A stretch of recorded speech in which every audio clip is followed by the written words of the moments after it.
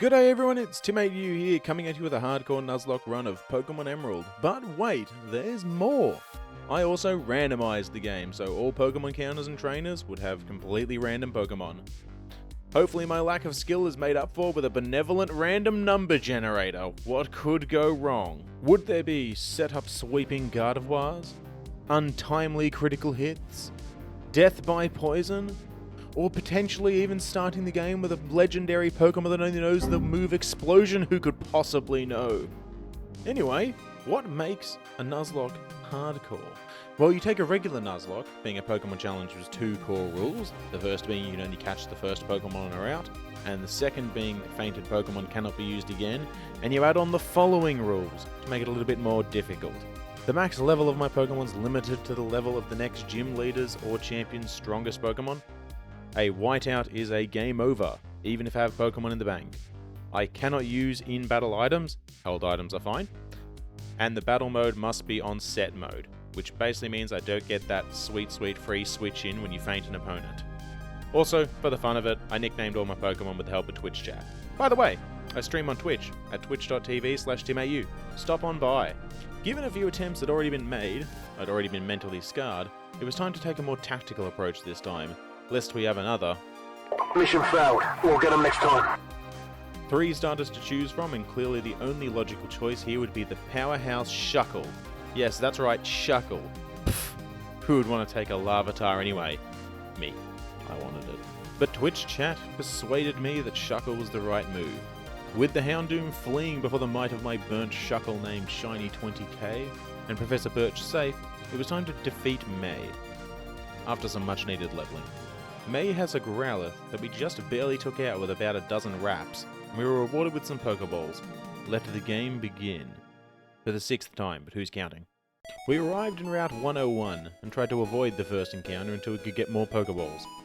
But unfortunately, a Bulbasaur decided we were an easy target. We successfully caught the Bulba on the last Pokeball and named it Maxi.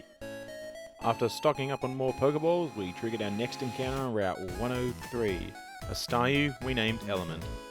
Back on Route 102, we picked up our 3rd encounter, a Bagon we named Inert Songs.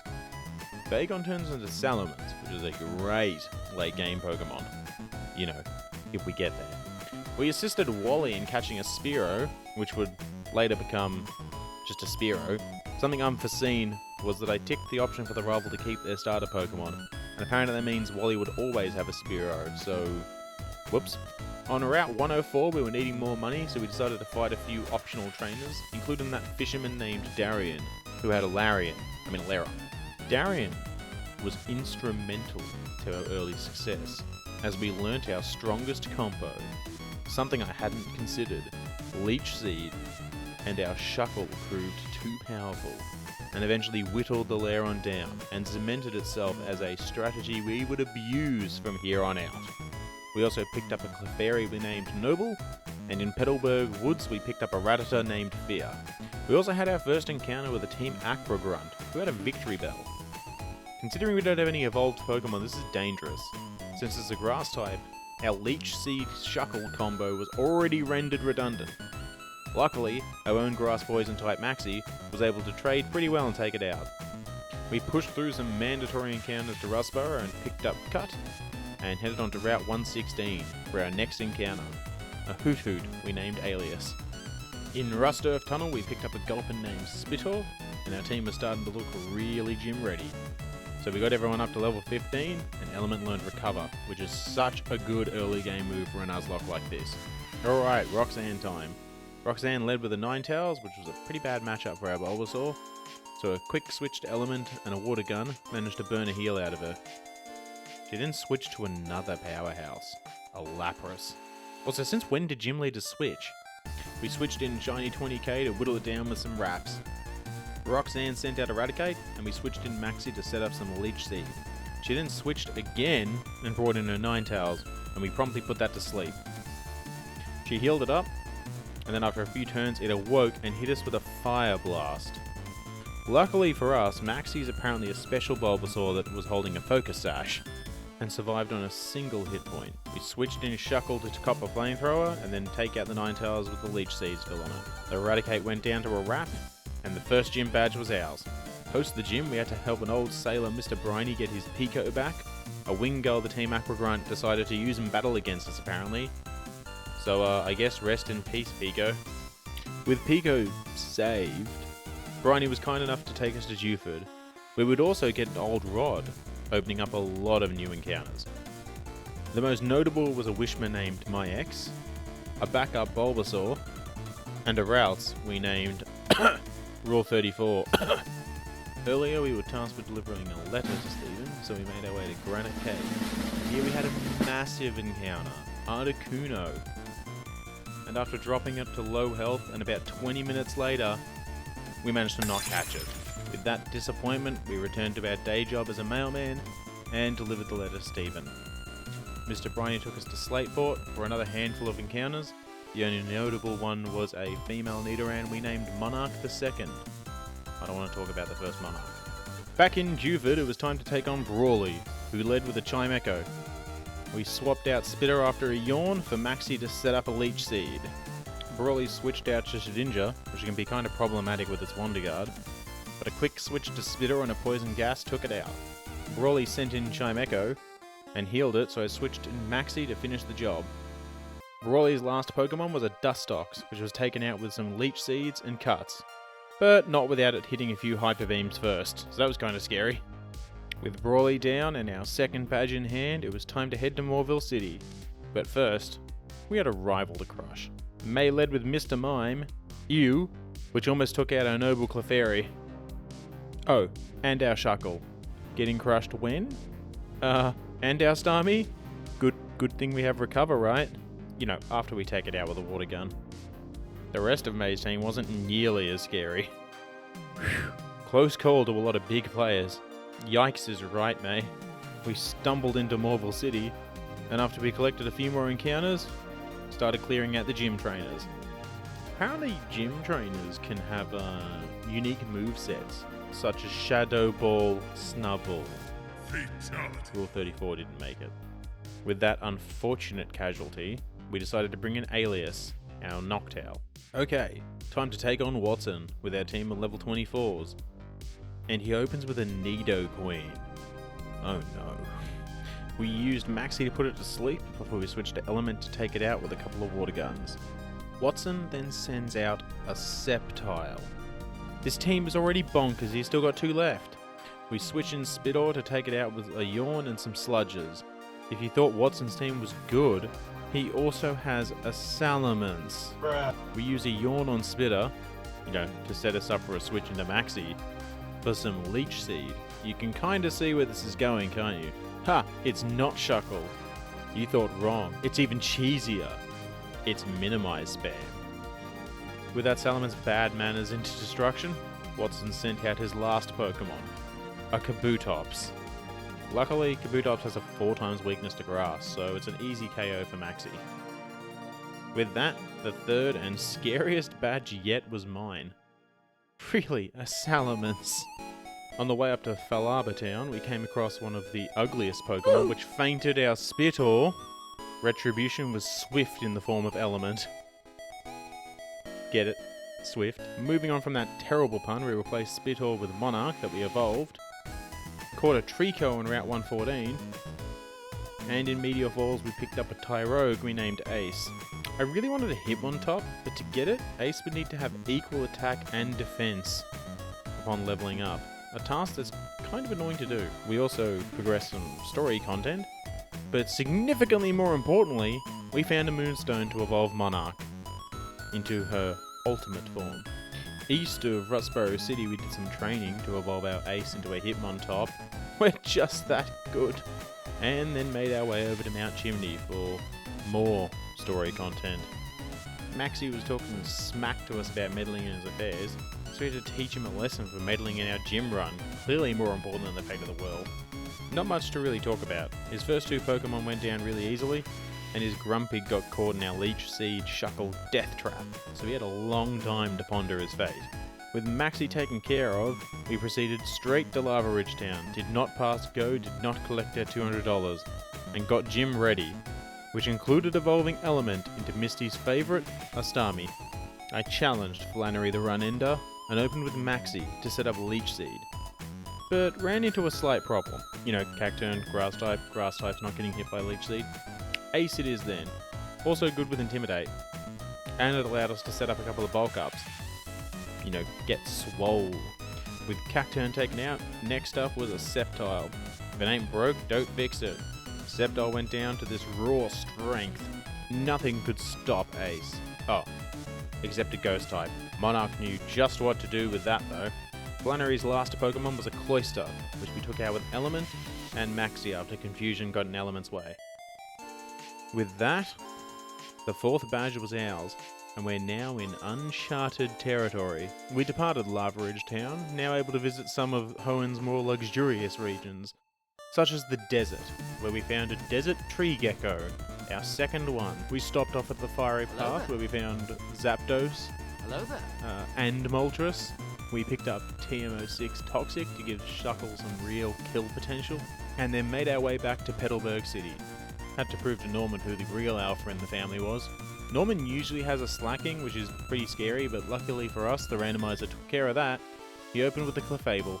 Still fitting, I guess. I opted for a Leech Seed Sleep combo to switch into Hitmontop for a couple of bulk up setups. Clefable was O-code by a triple kick, and Norman's follow-up Pokemon on Umbreon was also O-code with a triple kick. Nothing can stop Ace, except, you know, a ghost Pokemon like that one. I really need to get Ace a Dark move, but in this gen Dark is special and Ace is anything but. Norman's Sableye took itself out, and then Monarch was almost taken out by his Cradilly. Close. I sent Maxi out to finish it off, but it outsped and hyper beamed it into dust. Ace seeking retribution finished off with a triple kick. The 5th gym badge was ours, as well as the ability to surf. Also, Norman now knows who's boss. We picked up the imposter backup bush from the PC and set off for Four Tree City. On the way, we stopped to help Watson in exchange for a Thunderbolt TM, hashtag worth it, and we tore that straight away to Element. On Route 119, something incredible happened. We came across a Lairon, the pre-evolution of my favourite Pokemon in the game, Aggron. Did you know that Lairon knows Roar? Yeah, that kinda hurt. At the Weather Institute, we mopped the floor with some Team Aqua ones, and evolved Backup Bush. May decided she wanted a piece of the action shortly after, but the fight was largely uneventful, with Element sweeping her entire team. We were rewarded with the HM Fly. In Four Tree City, we swapped out Noble for Alias so we could actually, you know, use Fly. And on Route 120, we caught him a champ named Tyson. What a great find. We arrived in Four Tree Gym and proceeded to struggle with the puzzles designed for children, and challenged Winona. Normally Winona has an Altaria that's fairly dangerous. Once again, the randomizer fixed that problem. We led with Backup Bush and she answered with Milotic. Dangerous, but not a problem with Sleep Powder and a few Razor Leafs. Next up was a Whiscash. Yes, 4 times effective grass, let's go. With the Whiscash down, she sent out a Rapidash, so we switched an Element to Oko with Surf. You know, after a few protects. Please stop. Element took out her Farfetch'd with a Thunderbolt and then fled from a Minun. Monarch reigned supreme, taking out the Minun and solidifying our 6th badge. With our new badge in hand, we made our way down to Lily Cove City. But first, we came across a Ghastly named Ricky. We also fought a certain breeder with a Pineco. No Pineco, no! Pinecone! Turns out Pineco wasn't the concerning one, as this Gorbius had a Whirlpool, a move that prevents you switching. God! We sat in dismay as our Shuckle was slowly taken out. No! Our starter was gone. No! But more importantly, our busted strategy. Damn it! Welcome to the team, Ricky. At Mount Pyre, we progressed some story. And then again at the Team Magma hideout. And then again at the Team Aqua hideout, where we snagged ourselves a Master Ball, but more on that later. On Route 124, we encountered a Charmander we named Dropper Draco, who was an instant addition to the party. Charizard is my 3rd favourite Pokemon after all. In Moss Deep City, it was time to challenge for the 7th badge, but I didn't expect to get stuck in the gym puzzle for so long. A few moments later. Ah, there we go. Tate and Liza are terrifying, not because of their Pokemon, but because they finish each other's sentences, and I find that rather unsettling. Tate and Liza was always a double battle. They opened up with a Snorlax and a Crawdaunt. I opened up with an Element and a backup bush. Element OHKO'd the Craw with a Thunderbolt.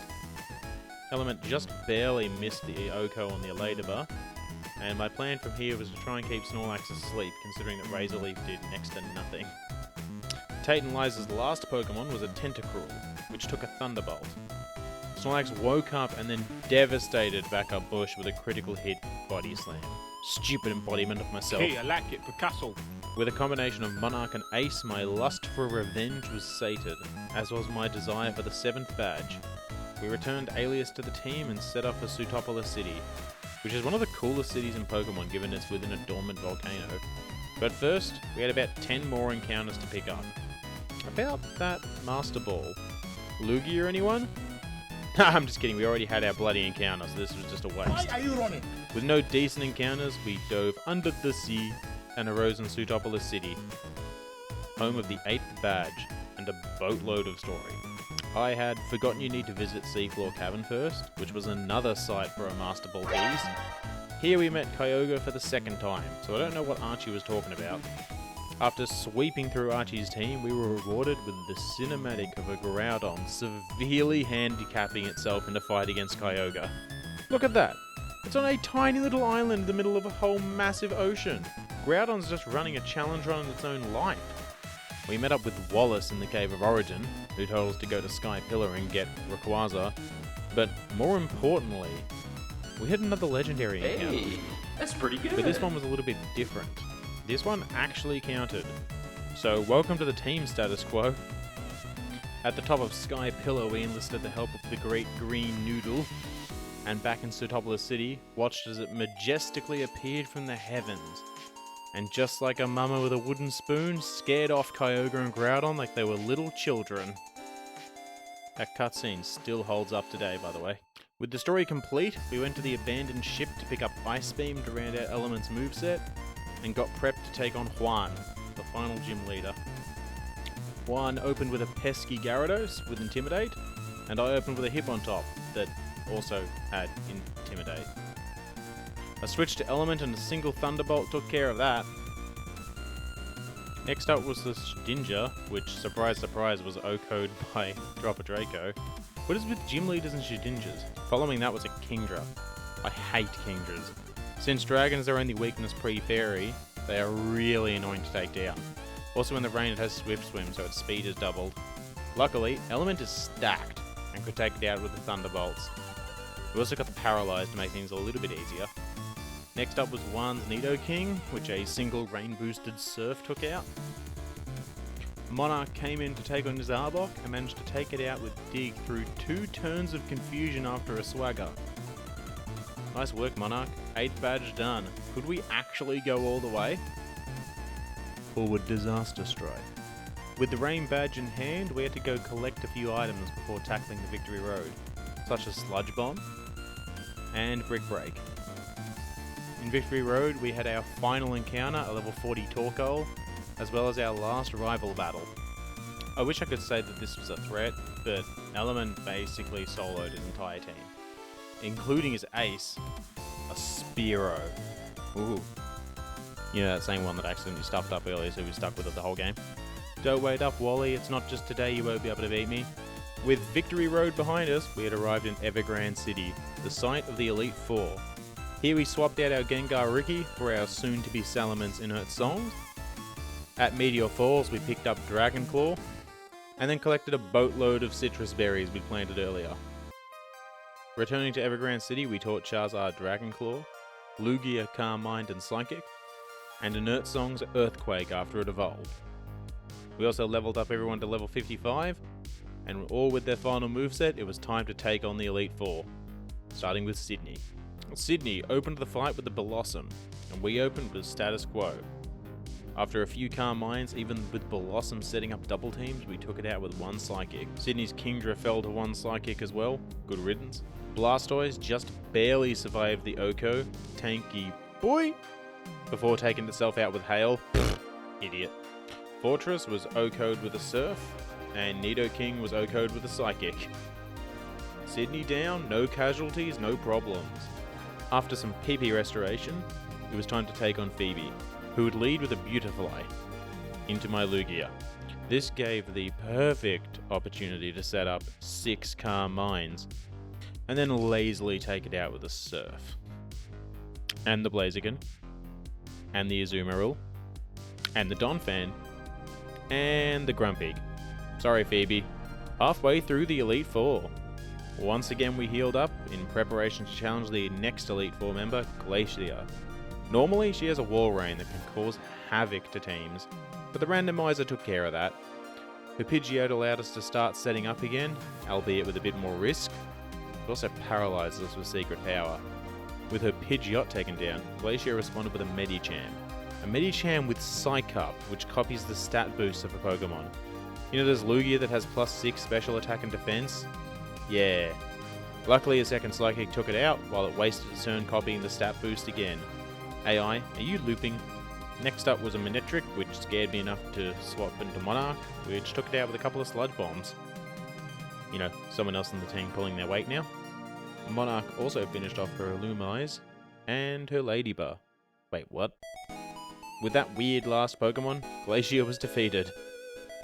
All that was left was Drake, and after some healing, it was time to give him a taste of Lugia. Drake also led with a Blossom. Annoyingly, this Blossom had Swagger though, which made setting up kind of a pain. This forced a switch to drop a Draco to take it out with some flamethrowers. With Blossom down, Drake sent out Armaldo, which greatly threatens drop a Draco in status quo, so we switched in Hitmontop for the Intimidate. After a few bulk ups, Ace was taken out by a Ninetale critical hit. Damn, our first E4 casualty. Element enacted swift revenge with a Surf fueled by my tears for the second death of Luffy's brother. With an Electrode on the field, I pulled Element out and sent in Monarch. Electrode started double teaming and flashing, so I was forced to switch out to Inert Songs, who took it out with an Earthquake. His second last Pokemon was a Dugong. I only had one answer to that, Element's Thunderbolts, since the rest of my team was threatened pretty easily by it. 2 Thunderbolts and it was down. Drake's last Pokemon was an Umbreon, which was kind of annoying because all my super effective attacks had died with Ace. Gone but not forgotten. I pulled Element out for Salamence and weakened it with some Earthquakes, and managing to burn a heal from Drake. We switched in Lugia to finish off with a critical hit Surf. Let's go! Just the champion left. Luckily we healed before heading into Wallace's room, because unlike the previous fights, this one starts immediately. Must be eager to lose, right? Right? Going into Pokemon down is going to be rough. Wallace opened with a Plusle, immediately triggering a switch to Monarch, and a Dig just took it out. Next up was a Lapras, so we switched to Element for some Thunderbolts. Lapras was determined to live, getting 2 Protects in a row and not even taking half its health in one hit. It paralysed with Secret Power before fainting to another Thunderbolt. Next up was Gardevoir, which I had to shut down quickly lest it set up Sweep Me like I'd been doing to all the Elite Four. Luckily, 2 Crunches from Inert Songs took it out. Now, Wallace's Muck was annoying as it knew Minimize.